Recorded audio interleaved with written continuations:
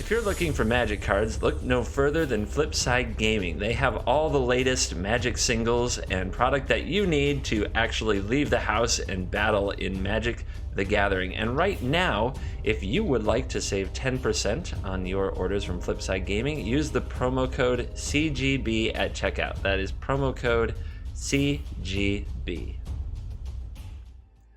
Hello and welcome back to another day in the arena. It's me, it's CGB, and we have a special guest on the show.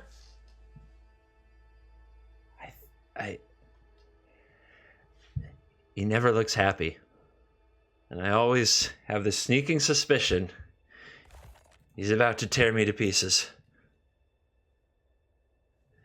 Okay, back to the video. Let me know in comments. What do you think? All right. So today is about one of my Patreon supporters. If you support at a $5 level or higher on Patreon, you can request that I make a video about a deck of your choice.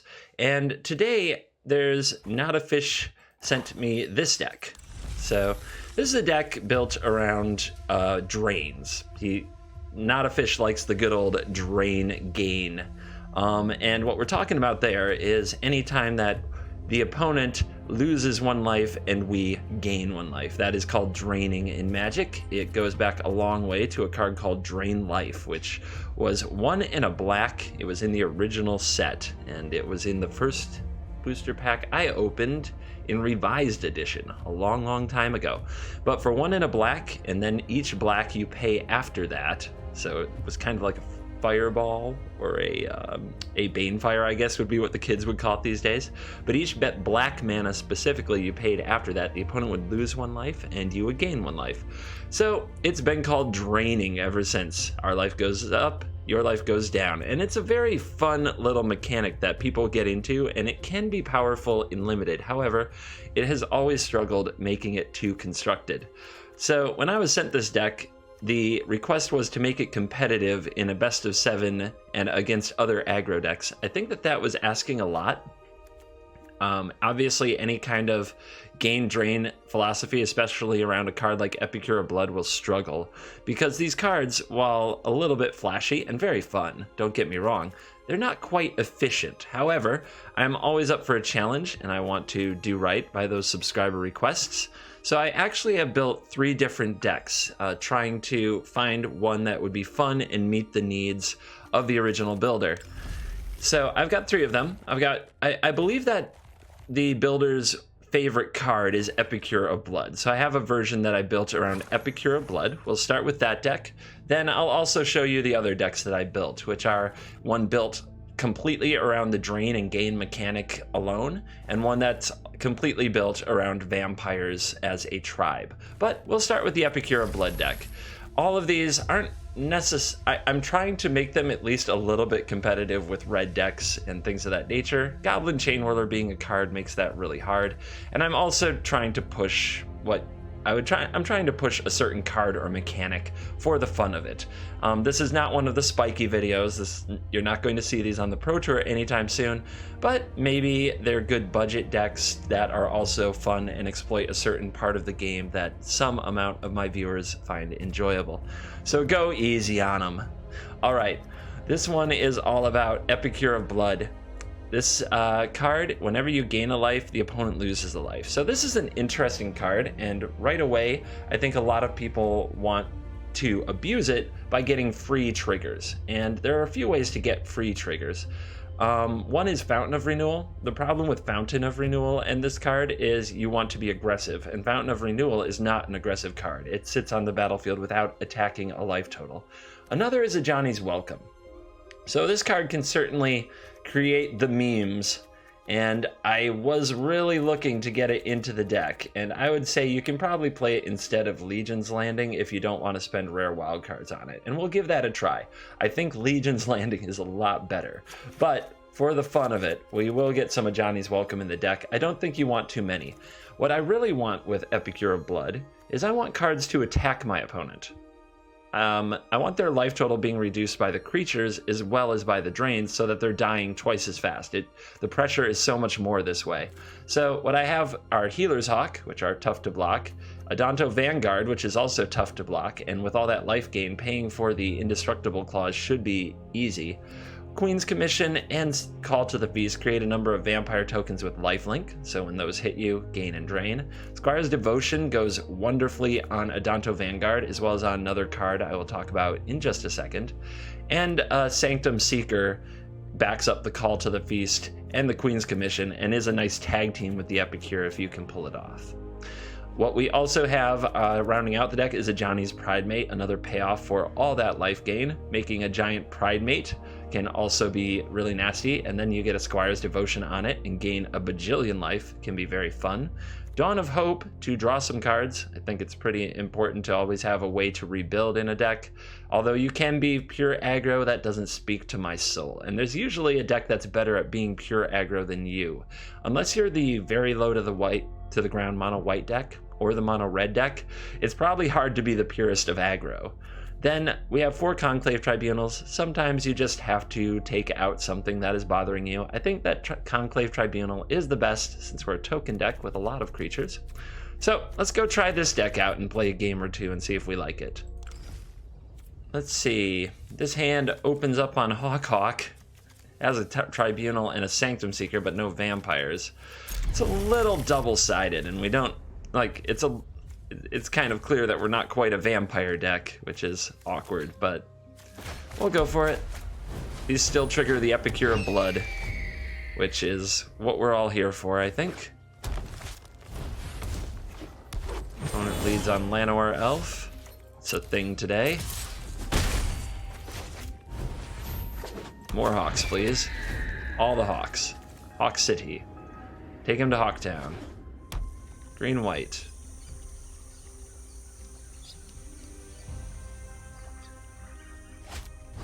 Ajani's Welcome. Oh boy. Looks like nonsense on nonsense is the plan. So probably some Tender Shoot Dryads. Stuff like that. Let's keep getting them. Gotta reduce that life total somehow. I don't want to use the Tribunal yet. I want to use it on something else. Whatever the big thing is that they're going to use the mana on. That's a candidate.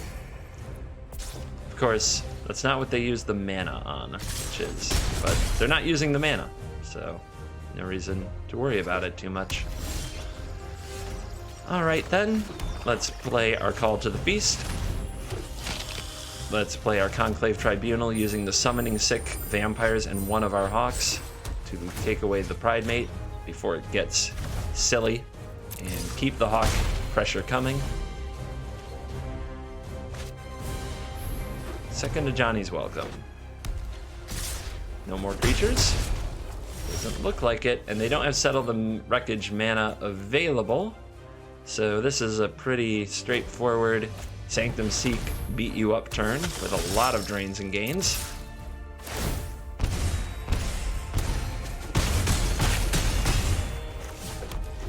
And our opponent's down to 10, looking at so much pain. 4 damage from the attack, 4, 6, 7, 8 from the hits. And the opponent says, good game. You know what that means. That means Settle the Wreckage. Whenever they good game you with their mana open, it's a Settle the Wreckage. So, let's send these vampires, drain them.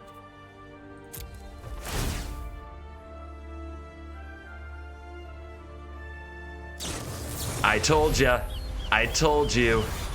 Rule number 1 in the arena. If you learn something watching any of my videos, the opponent only GGs you when they're trying to taunt you into a bad Settle the Wreckage. They all think they're Luis Scott Vargas now.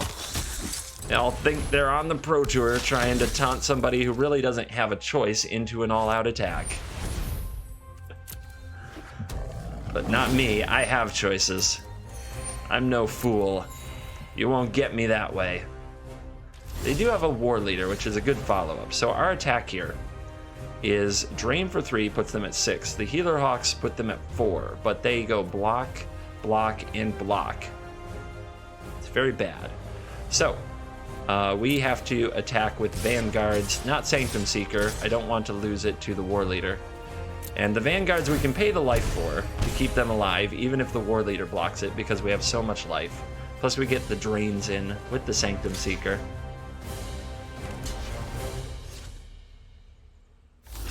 Interesting. No, not risking the War Leader. It is the strongest card they have.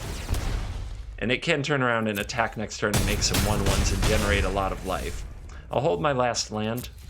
We'll just bluff that we have something, even though we don't at the moment.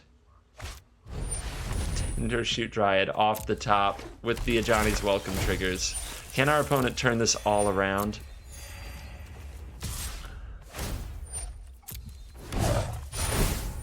Oh my goodness, so much welcome. Everybody feel welcome? I feel welcome. Do you feel welcome? And more life from their life gain and City's Blessing. So this is a 3/3 coming at you. And more life gain. Epicure of Blood. Nope, fail. Let's put the Squire's Devotion. If we put it here, can attack through the War Leader. But that's not that important, right? Where does it go? I think on the Vanguard, just the indestructible body that can attack through the War Leader is good. If the opponent ever stops attacking with it, which is unlikely. But we can go for it. And we can send the Seeker here, because if the opponent double blocks it, we can take out the Tendershoot, which would then kill the Sapperling. We lose our Sanctum Seeker, but taking out the Tendershoot is worth it.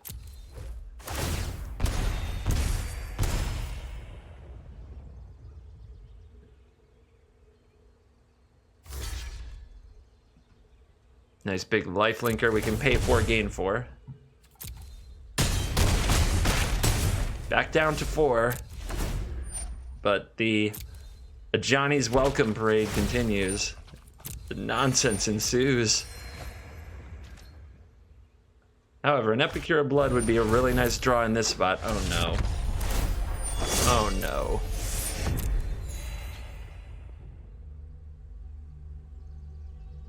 Not like this. Not like this. I should have GG'd them so they'd know I was going to settle the wreckage. Well, we're taking all the damage because our Vampire is better as an attacker than a blocker. Because of the drain from Sanctum Seeker. Alright, Epicure of Blood, one time. Give me something. Give me something other than this mana flood. Unfortunate.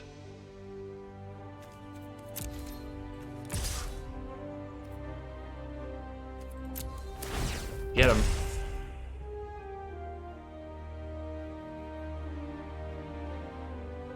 They can definitely put like a Sapperling token in front of it.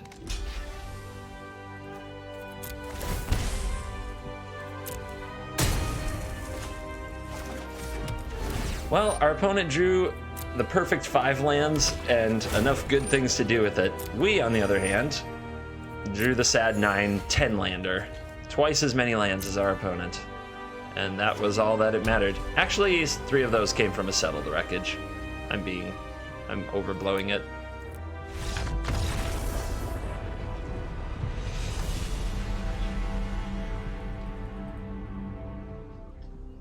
Okay, our hand has Pridemate, Commission, Seeker. Could be nuts. Cross your fingers. I think we're on the play too. Come on.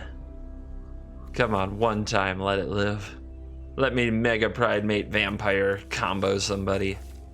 Just give me a Ajani's Welcome off the top while you're at it. Actually, that wouldn't even fit the curve now, because we are on the play, which is a good thing. I'm on Epicure of Blood.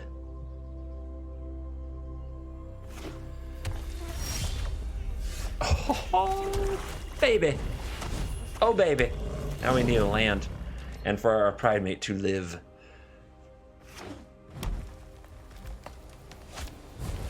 That's a Green Seeker.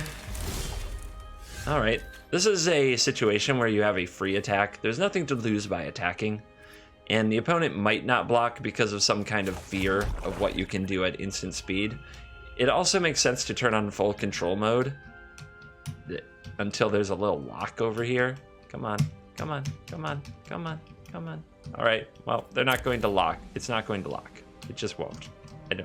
There we go. You have to hit it like perfectly. Maybe it's my keyboard. And having full control on makes it look more like you have a trick than you do, because it makes you click through everything. And as you see, the opponent, not willing to block, took the damage. So free damage. Even though if they had blocked, we could not have taken advantage of them, but they don't know that. All right, they put down a guild gate, they activate their Green Seeker, they do draw a card off it. They're living the dream. But are they ready? Are they ready for when the dream lives them? That sounded cooler in my head. Sorry. Sanctum Seeker, attack, drain, gain, pump, and pump. Yes, I always want a +1/+1 counter, thank you. We are not playing around reprisal on this day. And then lifelink hits, 2 more pumps. I have a 6/6. Let's see if green-black can do something. No! They blew up their own peeps. What animals? Okay. Let's play the Epicure of Blood. The opponent will likely have to kill one or the other with something like a Chupacabra. But whichever one is left can get a Squire's Devotion and more triggers. Our opponent is at 5. With 5 life, drastic measures are needed.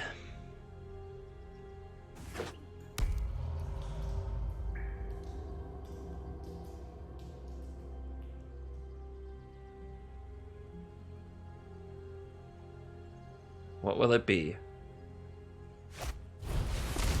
Druid of the Cowl.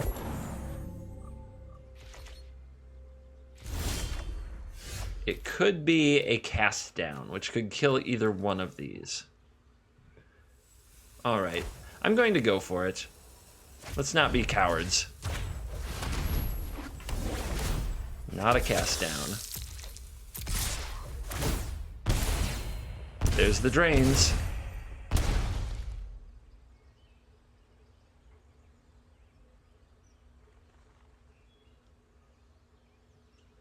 And that will be death.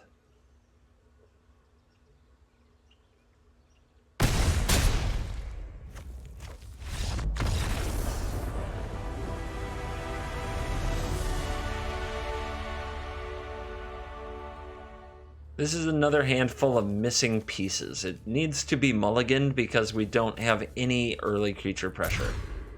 And this hand does, but it's not good. We need a black source, so I have to bottom another plains in the hopes of finding a black source. An Adanto Vanguard adds to my playable cards, but I don't even have a lifelinker for the Pridemate. It's not a good hand.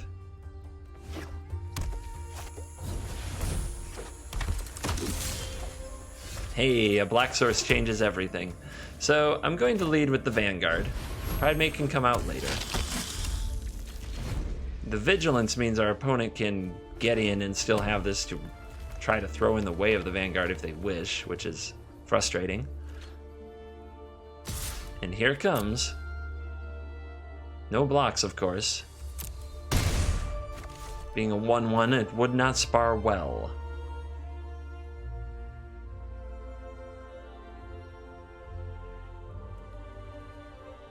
However, on offense, the sparring is much better.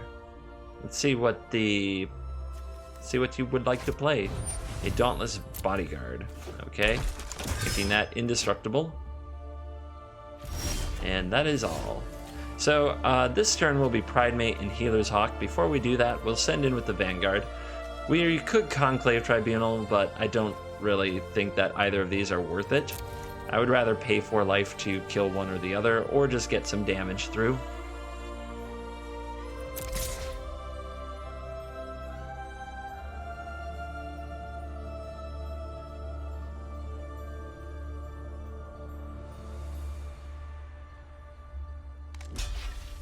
Locking with Bodyguard is interesting. But I guess if you're going to give up one, if you're going to give it up anyway, it makes sense. We will activate the indestructibility to take out the Bodyguard. Play out Healer's Hawk. And play out Ajani's Pridemate to get buffed off Healer's Hawk.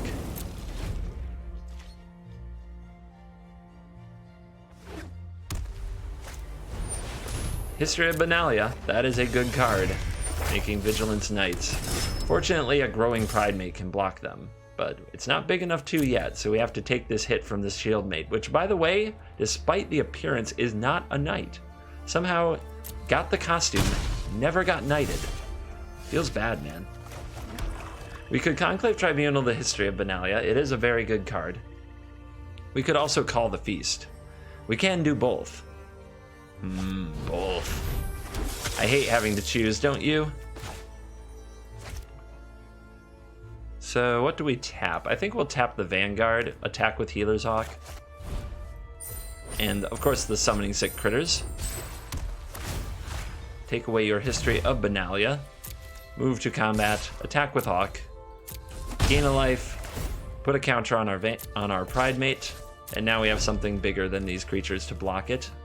If our opponent still attacks, we'll get information about how strong they feel their hand is. A Hieromancer's Cage. Will it be on the Tribunal to get back? It will be. They're getting back their History of Benalia, which is not terrible. Not terrible. Another Call the Feast.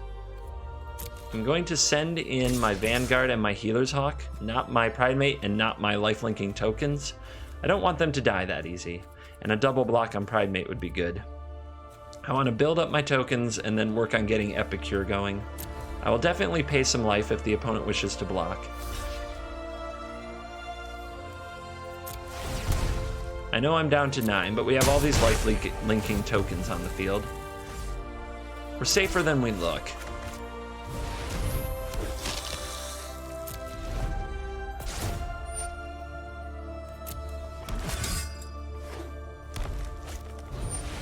The sword.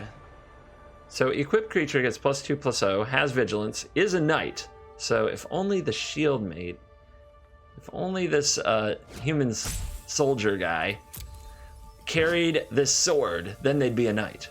Whenever it attacks, create a 2/2 white knight creature token with vigilance that's attacking.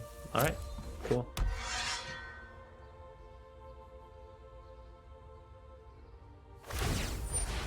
And equipping right up.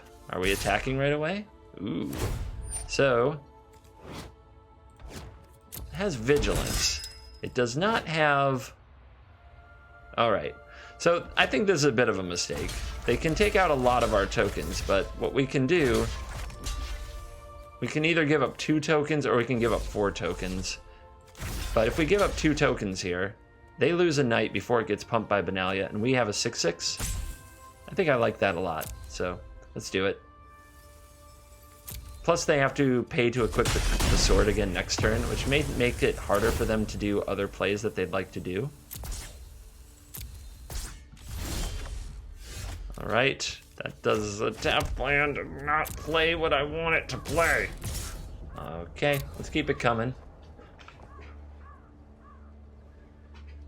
Keep throwing the Adanto at them, see if they would like to make me pay more life or take some damage. Pridemate to a 7/7.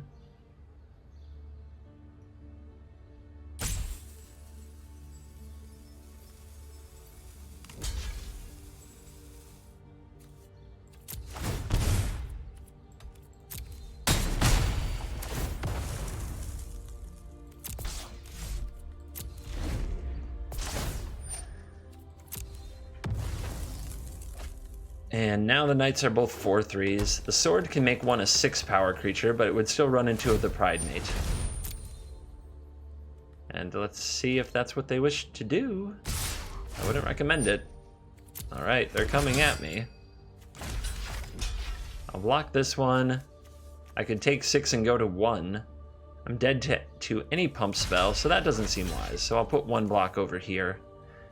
Or no. We'll gang block a 2/2 knight, because that way we gain 4 life and the knight dies. So by putting all of our life linkers on 1 blocker, we get more triggers and more life. Let's see what our opponent has. Pride of Conquerors. Okay. It's a trick. I don't think it will kill us, though.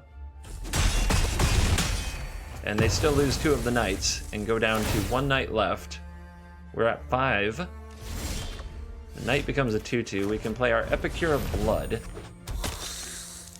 Let's go ahead and definitely attack with our Healer's Hawk. Do we also attack with our Vanguard? Yeah, our opponent won't block it. I would have to chump block on the way back. No, I don't. I can take the damage. So, yep. I don't have to block on the way back. Well, I'll block the 2/2, but not the 4/2. I don't have to trade on the way back, I should say. Tense game. Lots going on. Did our opponent draw another Pride of the Conquerors for the lethals? Down to 2. Nice draw. Let's go ahead and resolve that before we resolve the other Epicure of Blood. Send this in. And I'm still not willing to trade this one. So away we go. We gain 4 life from the Vanguard having lifelink, 1 from the Hawk. We drain twice. Our opponent's down to 5. They look at their card. Will it save them? The Knight of Autumn. The Knight of Autumn can gain life or remove the Squire's Devotion. And they choose the life.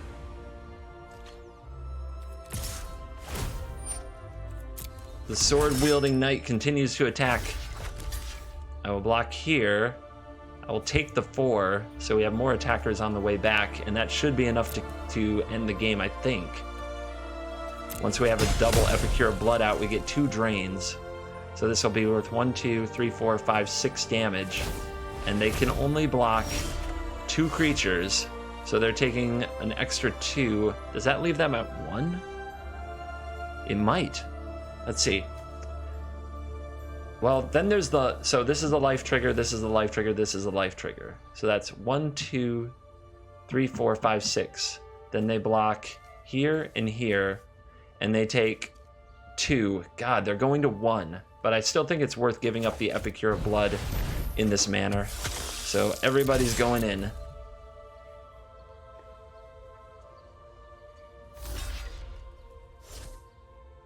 By the way, we don't have 4 life to pay. The Vanguard is dying here. There is no choice. Those would not be the right blocks. Yep, those are the blocks that must be made.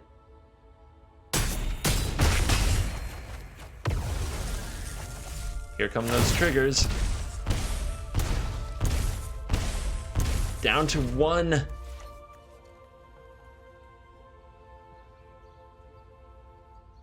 And the top card, what could it be? Luminous Bonds, but that will not save them.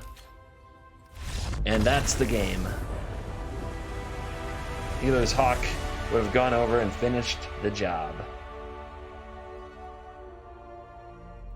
Welcome back for part 2 of our gain and drain show. We're pushing the drain mechanic to the limit. As much draining as we can do. It's a weird aggro burn deck. It's Vampire Sovereign, lose 3, gain 3, Flying Siege Rhino, awesome. Chainer's Torment, chapter 1 and 2 are drain for 2. Chapter 3 is you get a Nightmare Horror creature token that's half your life. I've made this a 24/24, just saying. Arterial Flow drains for 2 if you control a vampire and they have to discard 2 cards, so we're attacking the hand as well. That goes with Vicious Rumors, which also attacks the hand. Sovereign's Vite? Sovereign's Vite.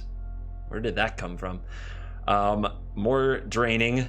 Adanto Vanguard makes the cut because it's hard to block, and if you get in 2 or 3 hits with a Vanguard, the draining can be excellent, and you really do want 1 in every opening hand. And it makes Arterial Flow work, along with Vampire Neonate, also makes Arterial Flow drain. And it just sits there, blocks a little, drains a little. Nightmare's Thirst, we've got to kill things somehow. This card is a little bit awkward, but when teamed up with a Sovereign's Bite or an Arterial Flow can take down something important.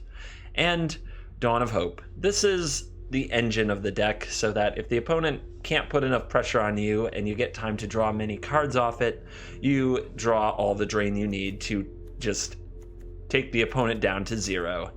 Pretty fun deck. I haven't seen anybody else quite take the drain and gain mentality this far, so I'm excited to see how it does.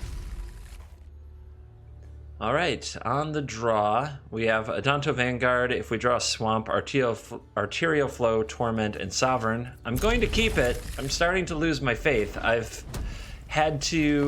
been mana screwed game after game so far, keeping 2 landers and never drawing a 3rd land, but perhaps it is time for the faith to be rewarded.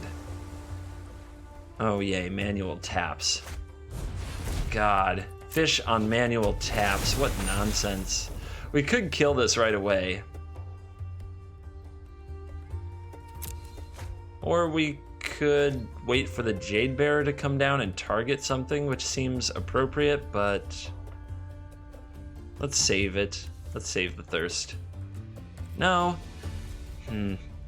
It's actually really tough because we don't want to get too far behind, and we're falling behind already because we're not on the play. I'm going to go for it.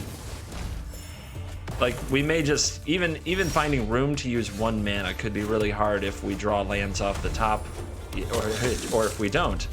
We've got a hand that's very mana intensive for quite a while, and just finding a window to play that might be very tough. Yep, there's Cumena. So you just attack without fear here. Make the opponent think you've got something. I mean, they saw a Nightmare Thirst last time, so that was a fake block. You saw that, right? The opponent clicks here, they click here, and what they're trying to do is get you to pay the 4 life and think it is blocked when it's not. This happens. I've seen people do it. It is a cheesy, stupid way to try to get an advantage, and it's for total scrubs, but they can do it and they will do it. Kind of like saying good game when you're holding up Settle the Wreckage. Just absolute slimeball behavior. So, that's what you just witnessed right there. Don't fall into it. A lot of my decks are going to be using Adanto Vanguard, and I don't want you to get screwed over by idiots.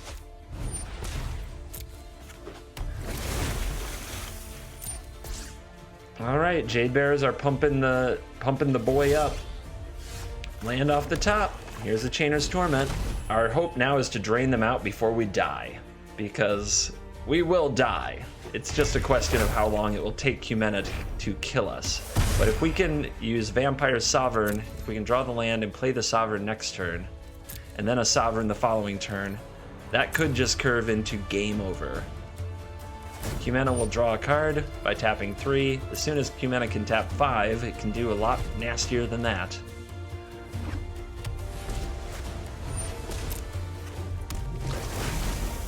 Alright, it's going to be crucial to top deck a land on this upcoming turn.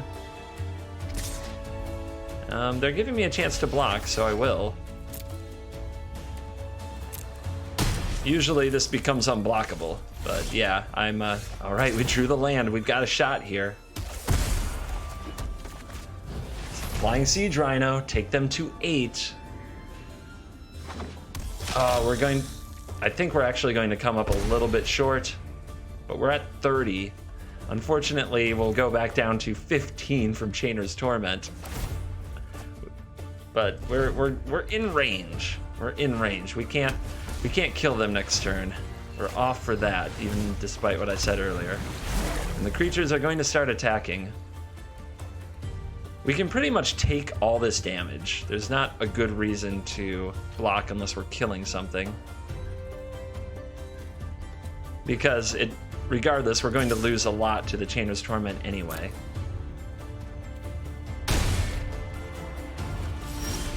And here's that trigger. It's a 13/13, but it's got Summoning Sickness. Sorry, everybody. Here comes the Sovereign. Here comes the other Sovereign. 3 life, another blocker, and the opponent's going to scoop it up. The Ultra Mega Drain strategy outraces the Cumena. This is a very odd hand. We only have one black source and we have a number of cheap black cards and an Arterial Flow. On the draw,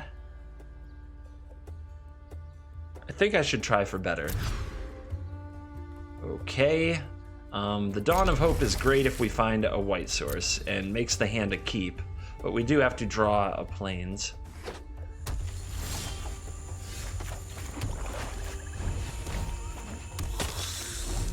To be totally honest with everybody, I don't keep games in the videos that are just, hey, I got mana screwed, or hey, my opponent got mana screwed. I don't find that to be good content. That said, I am starting to lose my mind at how many mulligans and how many mana screws I've taken today. I've never had a day like this. And when you're playing kind of a fun, worky little deck, and you're getting that badly mana screwed, it starts wearing you down, man. I feel worn down. So you're telling me there's a chance. Okay. All right, let's shape up. We can take out this Gutter Snipe with the Nightmare's Thirst after a Vicious Rumor or something of that nature. I think the right play, though, is to Sovereign's Bite and then Nightmare Thirst the Gutter Snipe. Of course, we could try to ignore it. We have a lot of ways to gain life, so perhaps the right play here is to get out the Dawn of Hope so we can start drawing additional cards with our drains.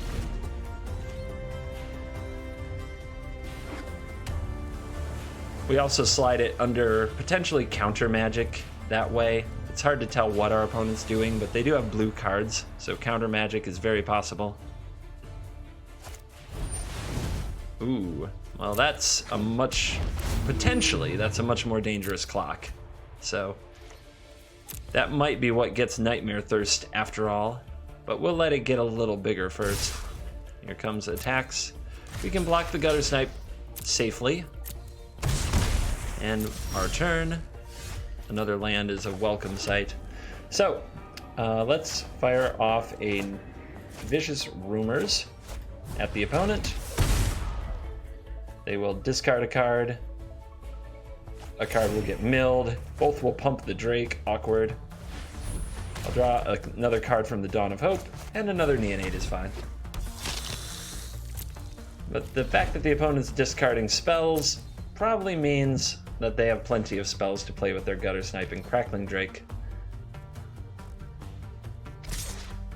Well, here comes Crackling Drake. No spells yet.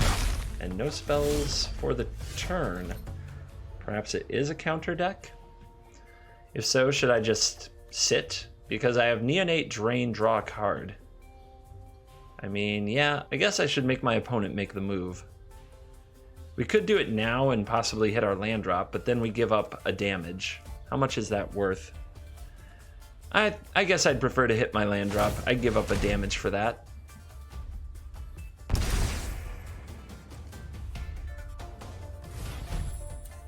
Besides, if they're holding counter spells and we do it like this, then our opponent doesn't get to put cards in their graveyard as well as counter our stuff. So it's kind of like making progress. All right, we've got a last second play of some kind, a Disperse. Ooh, sneaky. They're going to bounce Dawn of Hope, pumping Crackling Drake to a 3. So how do we get rid of the Drake? Okay. Opponent's starting to get very feisty. Maybe they're not leaving up counter magic then. They only have 2. It could be a negate. Well, let's see what they do in response to the Dawn of Hope. Okay, Dawn of Hope resolves. So let's do a Sovereign's Bite.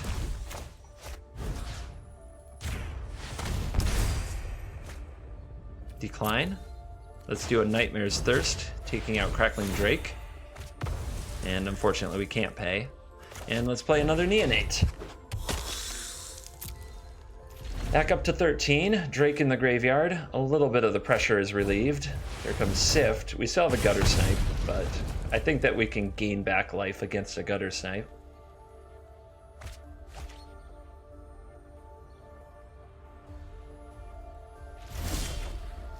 An Arterial Flow, and we have a Vampire, so it would make them discard 2, and we would get to draw. I like that. Oops. Let's go ahead and play it.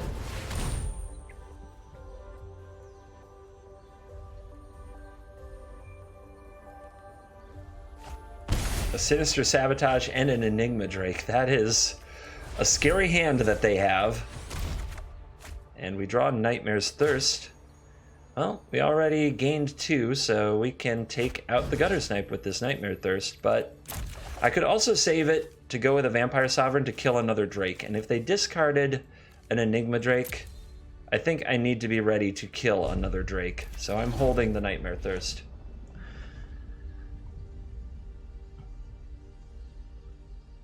This is a situation where if they play a threat, we can kill it. If they don't play a threat, we can drain and draw cards and get ahead that way.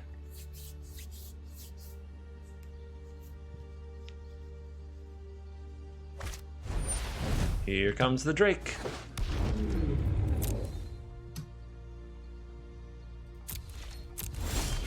Yeah, when your opponent discards a card that would be very good, you have to assume they have more of them. It doesn't do you a lot of good to be like, well, I hope they don't have more of that. Let's hope this isn't a dive down. Dive down would be a real pain here, but the way that the game is progressing makes me think it is not a dive down. All right, and pass turn. And now we have the flying 3/4. Our opponent's at 9, so we've weighed them all the way down to 9 with our silly little nickel and dimes.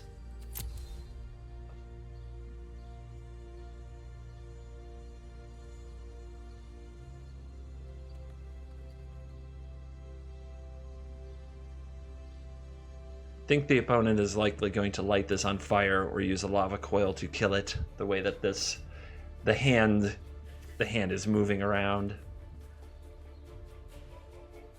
Let's find out.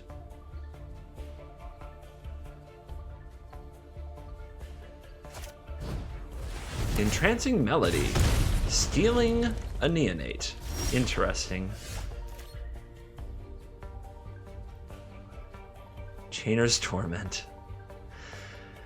We could definitely draw a card from it and get our opponent very close to dead. Let's see what happens if we attack with the Sovereign. What's that make you do? All right. They could have a counter spell. They do have the Arcanist here. Maybe it's a better move to play the Vanguard and use the Neonate and draw a card than to play Chainer's Torment into a potential counterspell. We already saw our opponent discard a Sinister Sabotage earlier. It's fair to think they could have another, but let's lead with the Vanguard. Maybe they will choose to counter the Vanguard, and you see them go to the hand right away. They are very excited to do something to this. So now with the shields down, we'll play Chainer's Torment. And it puts our opponent on the edge. Even if they drain us with the Neonate, they die next turn to Torment plus Sovereign, so they have to answer the board.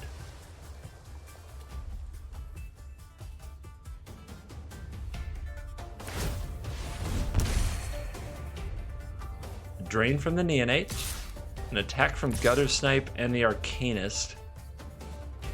I'll block the Gutter Snipe. Turns over. Here's the Torment. I may as well draw. Perhaps they have another Disperse or something to take out the Sovereign and keep it from killing them. Let's go find out. That's the game.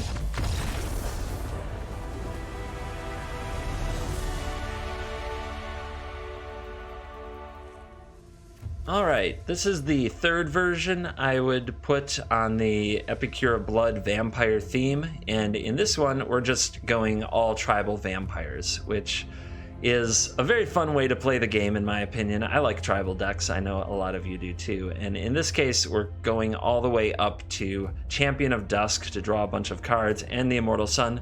We have a lot of ways to make vampires in Queen's Commission, Legion's Landing, and Call the Feast, and ways to pump them in Legion Lieutenant, Radiant Destiny, and the Immortal Sun.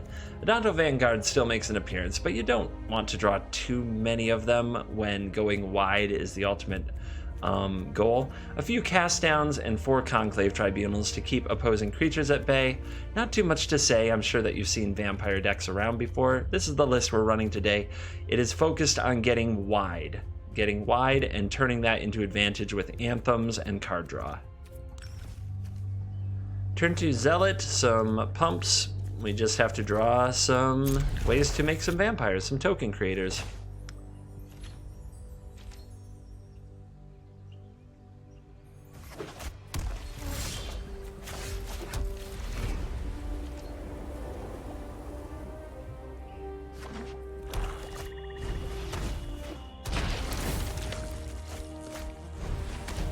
Double Stitcher Supplier. Hitting a lot of critters. Oh boy. The graveyard's going to be booming. We'll bring out a Zealot. I don't plan to block these Stitcher Suppliers, by the way.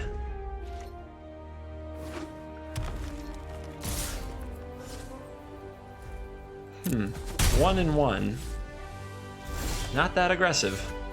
Alright, let's make some commissioned dorks and pass the turn. Next turn we probably start dropping destinies. There is some concern for playing around a Plague Mare, but I don't see much of that. Ooh, opponent says go. Interesting.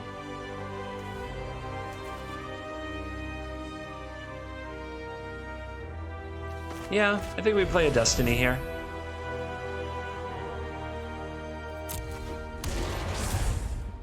But I'll wait another turn, I think, to attack. Why give a good trade to the supplier? Well, actually, yeah, we can get to work. Let the opponent have their graveyard. It's going to be quite a while, I think, before we're concerned about flipping Legion's Landing and stuff like that. We got to start getting in there sometime.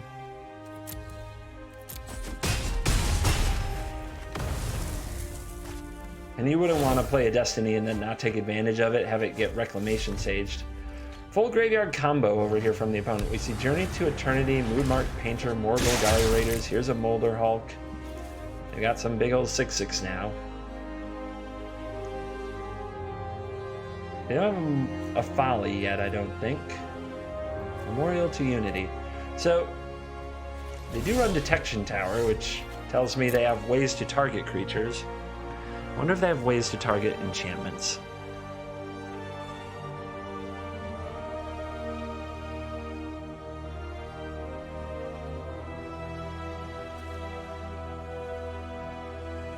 Alright, let's use Queen's Commission. Make more creatures. Let's use Conclave Tribunal. Take out Molder Hulk.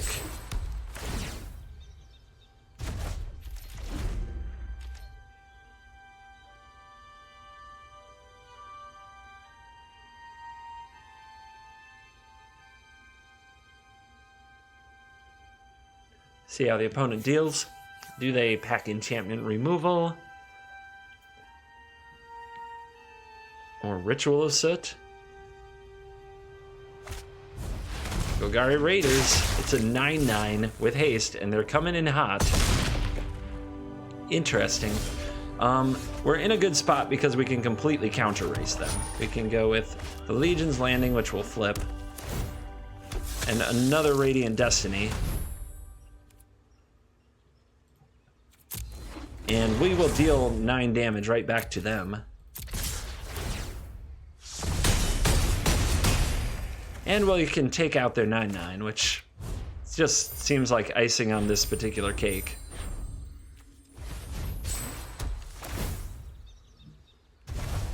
And they're down to 4. Let's see if, I mean, what could you do? Ink Eyes, I suppose? You could have an Ink Eyes so that you would have a bunch of 1/1s, but that won't do it. And that will be the game for the Vampire Clan. Alright, Zealot, Zealot, Call. Hope to draw some of the pieces to make the vampires bigger, and we might have a game. At least we shouldn't get completely mana screwed. Shouldn't.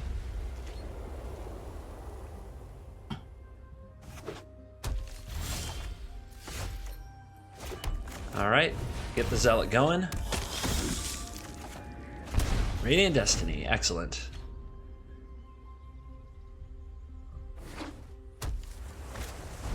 Nightveil Sprite, Surveil. Alright. Funky. I guess we'll get Destiny cooking. Although I would love to be able to play the Call to Feast on time against this. It's very unlikely they're going to Golden Demise or Ritual of Soot out of a deck with Nightveil Sprite, although you never can be sure. You can never be sure. So, yeah, let's do other Zealot. And do a Forsaken Sanctuary and say go. Our opponent oopsing us, I'm not sure why.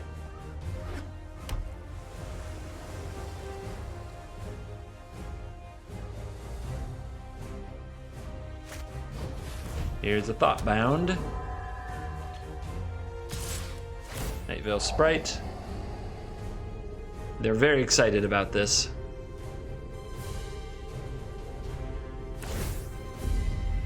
Binning a land, pumping a Thoughtbound Phantasm. Okay. What else? Discovery.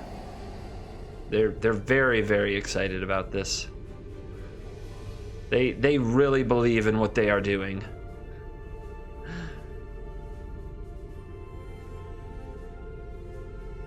They should pump that energy into playing good Magic. Let's see if they can make some good decisions here with their discovery and set themselves up to win the game.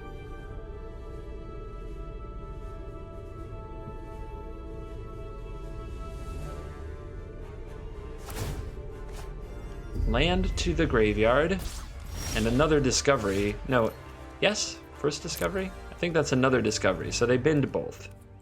All right. Well, land off the top isn't bad. We can go Call the Feast, make our little horde of critters. We can pump out a Conclave Tribunal, take away the Thoughtbound Phantasm. Such an emotive character. And we'll see if they play Ritual of Soot and Golden Demise in a deck full of 1- and 2-drop creatures, if they're just that kind of magician or not.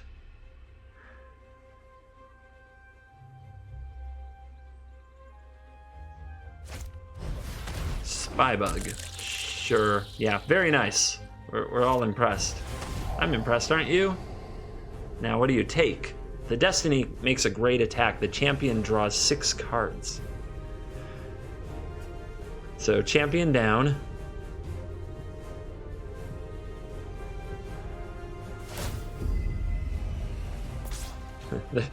They are huge fans of themselves at this moment. I don't think I've ever seen a player give themselves so many pats on the back. And they keep on top. They really like that card. Well, they're gonna regret this. Let's see if they give this a nice.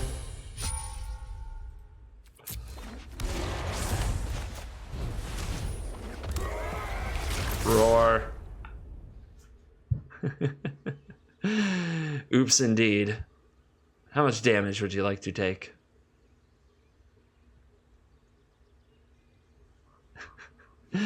It was funny for a minute. Let's go ahead and shut that down, shall we?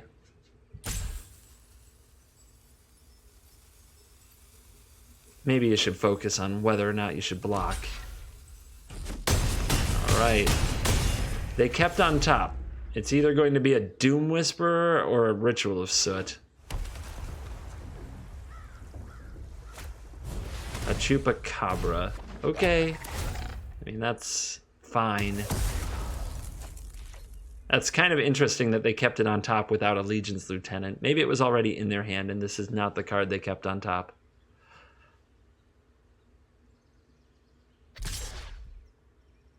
Sprite is pushing on. This leaves it lethal to an Anthem effect off the top. And, well, wasn't there anyway.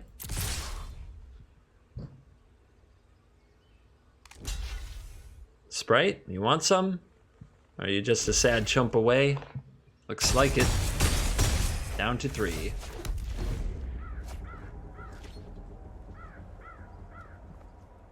We play the Sanctuary because they knew about it.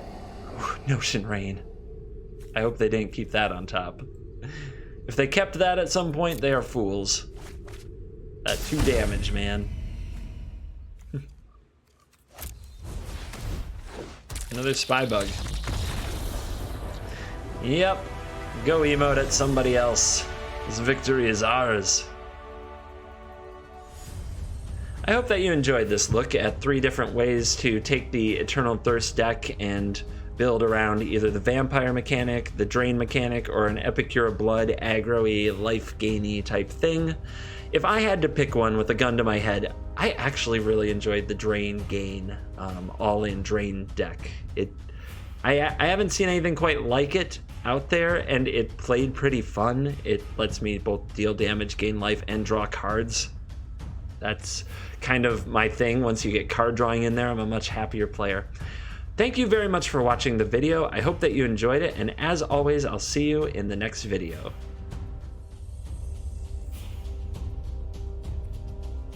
My YouTube channel is proudly supported by HauntedFlower.com, shipping officially licensed apparel anywhere in the world, and now featuring Magic the Gathering apparel and accessories. If you use the promo code CGB at your checkout, you can save 10% on any order. That's the promo code CGB at checkout on HauntedFlower.com. That's HauntedFlower.com.